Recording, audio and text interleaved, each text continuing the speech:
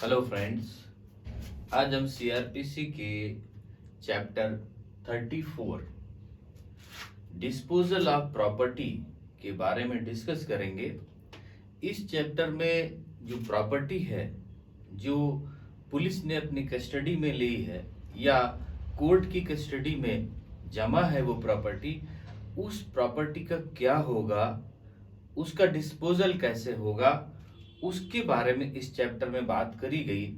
इस चैप्टर में सेक्शन 451 से सेक्शन 459 तक बात करी गई। इसमें सेक्शन 451 कहता है order for custody and disposal of property pending trial in certain cases.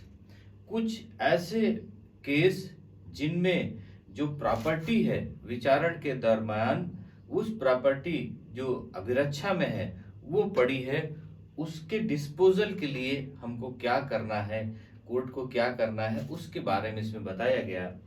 इसमें कहा गया when any property is produced before any criminal court during any inquiry और trial the court may make such order as it thinks fit for the purpose custody of such property pending the conclusion of the inquiry or trial, and if the property is subject to speedy and natural decay, or if it is otherwise expedient so to do, the court may after recording such evidence as it thinks necessary order it to be sold or otherwise disposed of।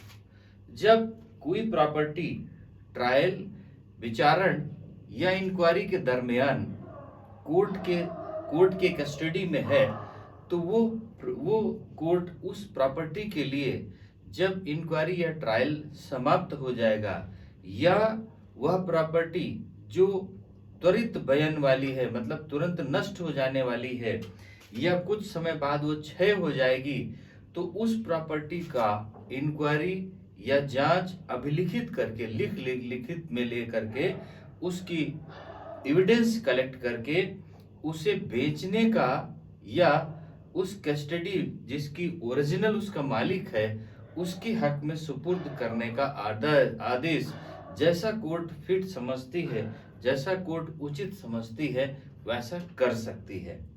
इस बात को section 451 में कहा गया।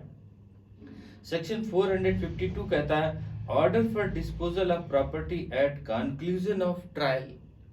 जब विचारण की समाप्ति, जब ट्रायल विचारण समाप्त हो जाएगा तब उस प्रॉपर्टी का डिस्पोजल कैसे होगा। अभी तो विचारण चल रहा था, विचारण चलने के दरमियान जैसे उसका एविडेंस कलेक्ट कर लिया, अगर स्पीडी डीके वाली थी, नष्ट होने वाली थी, उसको हमने सेल कर दी या जिसके जो उसका लीगल ओनर था या जिसके कस्टडी में वो चीज थी ओरिजिनल ओनर, उसके हक में दे दी, जो उचित कोर्ट समझा उसमें कर दिया।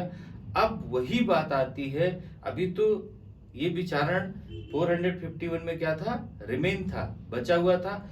अब ये जब पूरा समाप्त हो जाता है और वो प्रॉपर्टी कस्टडी में है कोर्ट की, तब उससे क्या करेंगे, उसकी बात 452 में कही गई। व्हेन एन इंक्वायरी और trial in any criminal court is concluded the court may make such order as it thinks fit for the disposal by destruction, confiscation और delivery to any person claiming to be entitled to possession thereof। अगर वह खत्म हो जाता है trial, तब अगर court के कस्टडी में कोई प्रॉपर्टी है और उस पर जो उसका एंटाइटल व्यक्ति है वह क्लेम करता है तो उसके हक में वह दे दी जाएगी, या एनी प्रॉपर्टी और document produced before it or in its custody or recording which any offences appear to have been committed or which has been used for the commission of any offence। वह ऐसा कर, जैसा वह उचित समझे उसके disposal का वैसा दावा कर सकती है अगर उसका लीगल हक लीगल ऑनर उसका क्लेम करता है तो उसके हक में कर सकती है, डिस्पोजल कर सकती है उसका, या उसको कंडम कर सकती है। जो कोर्ट उचित समझे वो कर सकती है। कब? जब केस समाप्त हो जाता है, उसका ट्रायल या इंक्वायरी फिनिश हो जाती है तब। अब बात आती है section 453, payment to innocent purchaser of money found on accused. जब अभियुक्त के पास से कोई धन ऐसा प्राप्त होता है जो निर्दोष क्रेता के हक में डिस्पोज्ड करनी पड़ती है।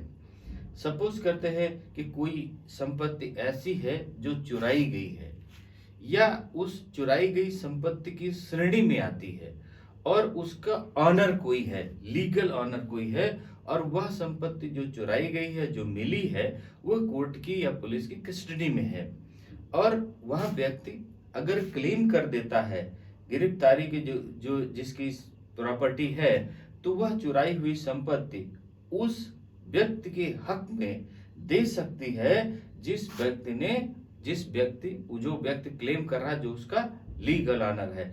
तो इसमें यही कहा कि निर्दोष व्यक्ति कौन है? जिसकी संपत्ति चुराई गई और वह संपत्ति कस्टडी में मिल गई है, कस्टडी में है पुलिस की या कोर्ट की कस्टडी में है, तो उस संपत्ति को जिसकी थी उसके हक में कोर्ट यदि उचित समझती है तो उसे रिलीज कर सकती है। ये सेक्शन 453 में कहा। अब सेक्शन 454 में क्या कहा?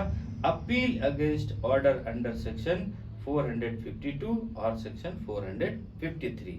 जो सेक्शन 452 और 53 में कहा गया कि अगर चुराई हुई संपत्ति दे दी गई और सपोज करते हैं उसका ऑनर कोई और भी क्लेम करता है, तो वह उसके लिए अपील कर सकता है, या गलत उसका डिस्पोजल हो जाता है या गलत सेल हो जाती है, तो इन संपत्तियों के लिए जो कोर्ट की कस्टडी से गलत चली गई या पुलिस की कस्टडी से गलत जगह पर उसका या मिसयूज हो गया या गलत उसका सेल हो गया, तो उसके लिए अपील सेक्शन 454 में कहा गया कि उसके लिए अपील की जा सकती है। अब सेक्शन 455 कहता है destruction of libellous and other matter. जो अपमान लेखी और अन्य सामग्री है उसको नष्ट किया जाएगा। अब जैसे कोई चीज ऐसी मिल जाती है जो अपमानजनक है या समाज में या व्यक्तियों के लिए नुकसानदेह है, तो ऐसी संपत्ति को इसमें कहा गया कि उसे नष्ट कर दिया जाएगा एविडेंस साक्ष्य लेने के पश्चात में। ये बात इसमें सेक्शन 455 में कही गई। सेक्शन 456 में कहा power to restore possession of immovable property. जब इमूवेबल प्रॉपर्टी है, जैसे मकान है, जमीन है, प्लॉट है, ऐसी क्या है? इमूवेबल प्रॉपर्टी है। और इमूवेबल प्रॉपर्टी अगर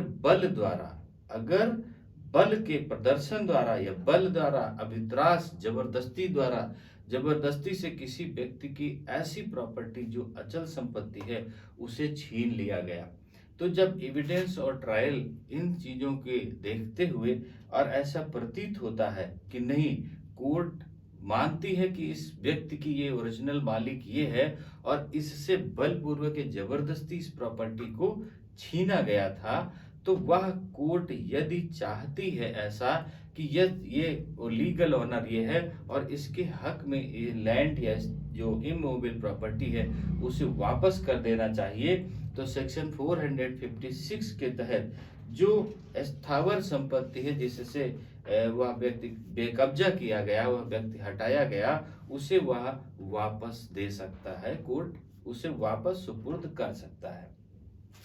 अब बात आती है सेक्शन 457 की, purchaser by police upon seizure of property.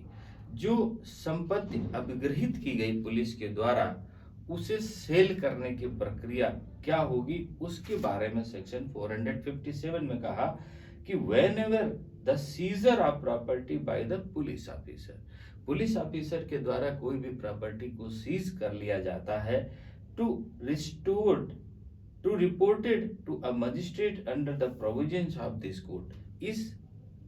इस एक्ट के तहत मजिस्ट्रेट को वह बात पुलिस बताती है कि ये प्रॉपर्टी सीज की गई और वह प्रॉपर्टी कोर्ट में प्रस्तुत नहीं की जा सकी एविडेंस में, and such property is not produced before a criminal court during an inquiry और trial, the magistrate may make such order as he thinks fit. और वह इंक्वायरी, जांच और ट्रायल के दरमियान कोर्ट में प्रस्तुत नहीं की जा सकी तो मजिस्ट्रेट उस प्रॉपर्टी को जैसा उचित समझे वैसा कर सकता है, things fit, respecting the disposal of such property. वह इस प्रॉपर्टी को सेल कर सकता है, डिस्पोज कर सकता है, और the delivery of such property to the person entitled to the possession thereof, और या वो जो उसके कस्टडी में है प्रॉपर्टी, उसका जो लीगल ऑनर है, जो उसका हकदार है, उसके पक्ष में उसे रिलीज कर सकती।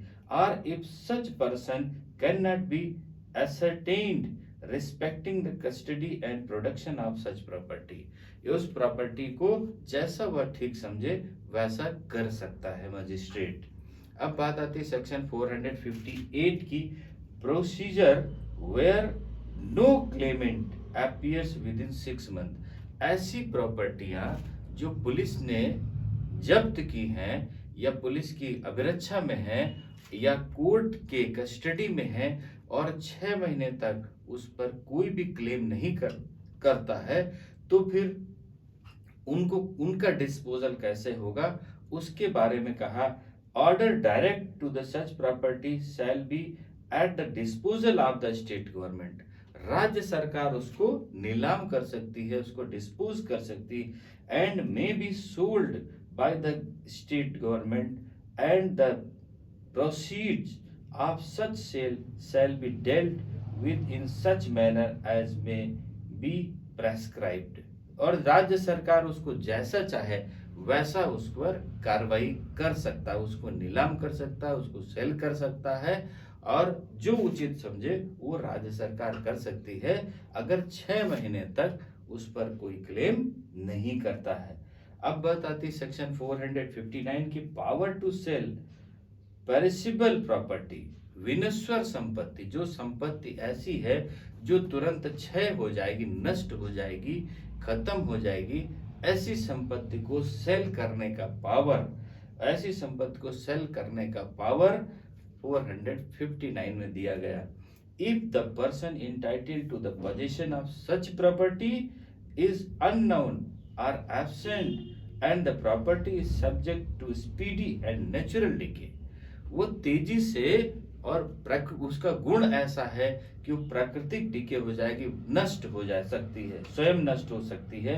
और if the magistrate to whom its seizure is reported is to opinion that its sale would be for the benefit of the owner, और मजिस्ट्रेट ऐसा पाता है कि अगर उसको सेल कर दिया जाएगा तो जो उसका ऑनर है उसको बेनिफिट रहेगा, मतलब नष्ट हो जाएगी तो ऑनर को कुछ भी नहीं मिलेगा, अगर सेल कर दी जाएगी तो वो पैसा जमा हो जाएगा और ऑनर को उस पीरियड में जब ये ट्रायल और ये समाप्त हो जाएगा तो रिलीज कर दिया जाएगा।